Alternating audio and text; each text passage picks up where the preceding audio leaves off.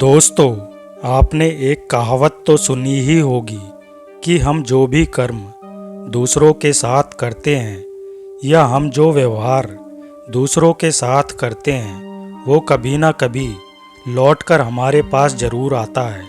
किसी के साथ अच्छा कर्म करोगे तो तुम्हारे साथ भी अच्छा होगा और ठीक इसी तरह किसी के साथ बुरा करोगे तो तुम्हारे साथ भी बुरा ही होगा। दोस्तों, आज मैं आपको एक ऐसी ही कहानी सुनाऊंगा जिसे सुनने के बाद आप जानेंगे कि जीवन जीने का सही तरीका क्या है। एक बार की बात है, एक गुरुजी अपने शिष्य के साथ घूमने के लिए निकले। गुरुजी को ज़्यादा इधर उधर की बात करना पसंद नहीं था।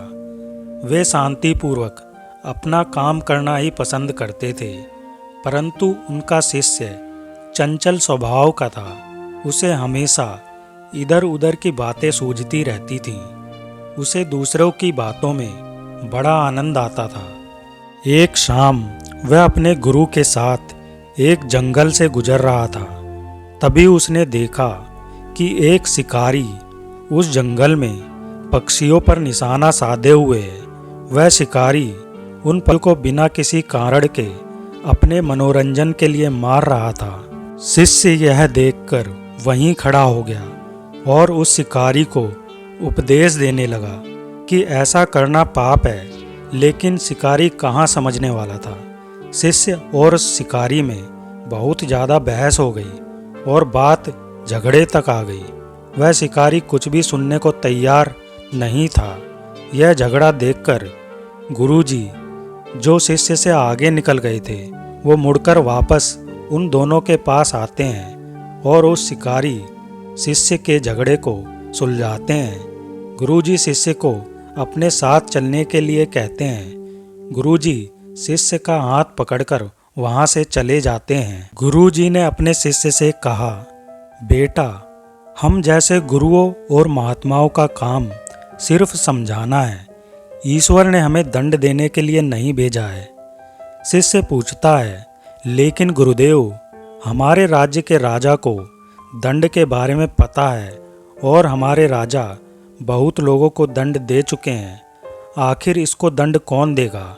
गुरुजी ने अपने शिष्य की ये बात सुनकर कहा, बेटा, तुम निश्चिंत रहो। इसे भी दंड देने वाली एक अलौकिक शक्ति है।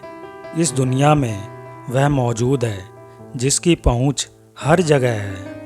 ईश्वर की दृष्टि हर तरफ है और वो हर जगह पहुंच जाते हैं। इसलिए अभी तुम इस झगड़े में ना पड़ो। इस झगड़े में पड़ना तुम्हारे लिए ठीक नहीं है। शिष्य गुरु की बात सुनकर संतुष्ट हो जाता है। इस बात को लगभग 2 वर्ष बीत चुके थे कि एक दिन गुरु और शिष्य दोनों उसी जंगल से होकर गुजर रहे थे। शिष्य भी अब उस बात को भूल चुका था। उन्होंने उस जंगल में देखा कि एक घायल सांप पड़ा हुआ है और उसे हजारों चींटी नोच नोच कर खा रही हैं। शिष्य ने यह दृश्य देखा और उससे रहा नहीं गया। वह सांप बहुत कष्ट में था। वह उस सांप को उन चींटियों से बचाने के लिए आ जाता है और गुरुजी उसका हाथ पकड़ लेते हैं और उसे जाने से मना करते हुए कहते हैं, बेटा, इसे अपने कर्मों का फल भोगने दो। यदि अभी तुमने इसे रोकना चाहा तो इस बेचारे को फिर से दूसरे जन्म में यह फल भोगना होगा, क्योंकि कर्म का फल हमें अवश्य ही भोगना पड़ता है। फिर शिष्य ने गुरुजी से पूछा, इसने ऐसे कौन से कर्म किए जो इसे ये फल भोगना पड़ रहा है?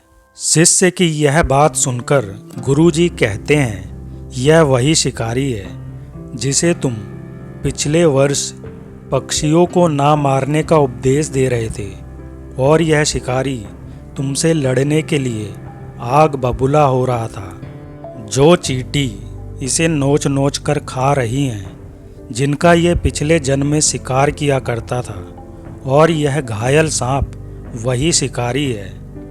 शिष्य यह दृश्य देखकर बड़ा ही आश्चर्यचकित होता है और अपने गुरु से कहता है, यह तो बड़ा ही विचित्र न्याय है। गुरुजी, यह दृश्य देखते हुए कहते हैं, बेटा इसी लोक में स्वर्ग और नरक के सारे दृश्य मौजूद हैं। हर क्षण तुम्हें ईश्वर के न्याय के नमूने देखने को मिल सकते हैं। चाहे तुम्हारे कर्म शुभ हो या अशुभ, उसका फल हमें मिलता ही है। जीवन चक्र की यही रीति है, जैसा बोओगे वैसा पाओगे।